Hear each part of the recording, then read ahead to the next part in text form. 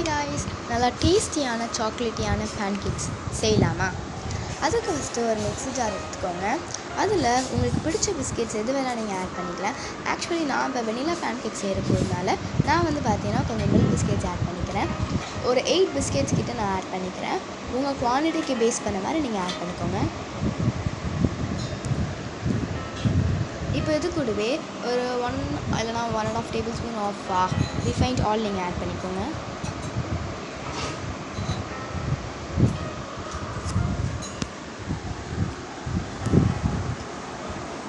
இது கூடவே ஒரு 1 table spoon of curd add பண்ணிக்கோங்க.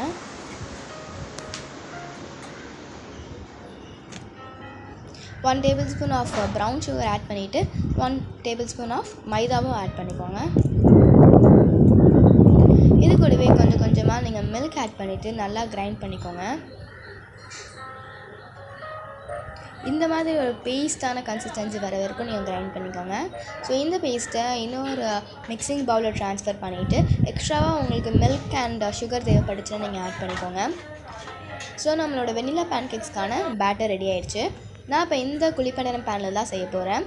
இதில் கொஞ்சம் ஆயில் போட்டுட்டு நம்ம செஞ்சு வச்ச பேட்டர் பார்த்திங்கன்னா போட்டுக்கோங்க. இதுக்கு ஸ்டஃபிங்காக உங்களுக்கு பிடிச்ச சாக்லேட் நீங்கள் எது வேணால் ஆட் பண்ணிக்கலாம். Like milk chocolate, white chocolate, dark chocolate அப்படின்னு எது வேணால் நீங்கள் ஆட் பண்ணிக்கலாம். It's up to your own creativity. நான் பார்த்தீங்கன்னா இப்போ கொஞ்சம் டேரி மில்க் ஸ்டஃப் பண்ணுறேன்.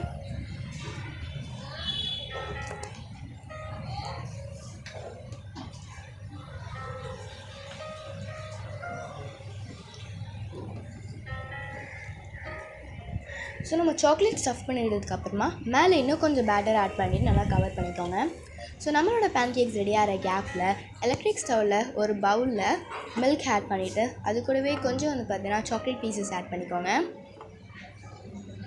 கூடவே ஒரு 1/2 table spoon of brown sugar add பண்ணிவிட்டு நல்லா மிக்ஸ் பண்ணிக்கோங்க. இது ஒரு சாக்லேட் மில்க் கன்சிஸ்டன்சி அளவுக்கு வரணும்.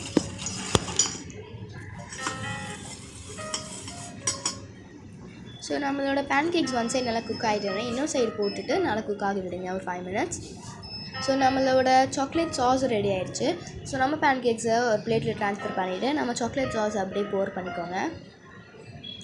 ஸோ 2 மினிட்ஸ் அப்படியே வெயிட்டீஸில் வச்சுட்டு நீங்கள் அந்த பேன்கேக்ஸ் நீங்கள் சாப்பிடும்போது நல்லா செம்ம சூப்பராக இருக்கும். அந்த சாக்லேட் மில்க் நல்லா அந்த பேன்கேக்ஸில் அப்சர்வ் ஆகி சூப்பராகவே உங்களுக்கு டர்ன் அவுட் ஆகிருக்கும்.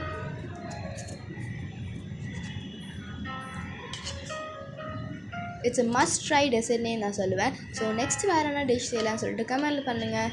By guys.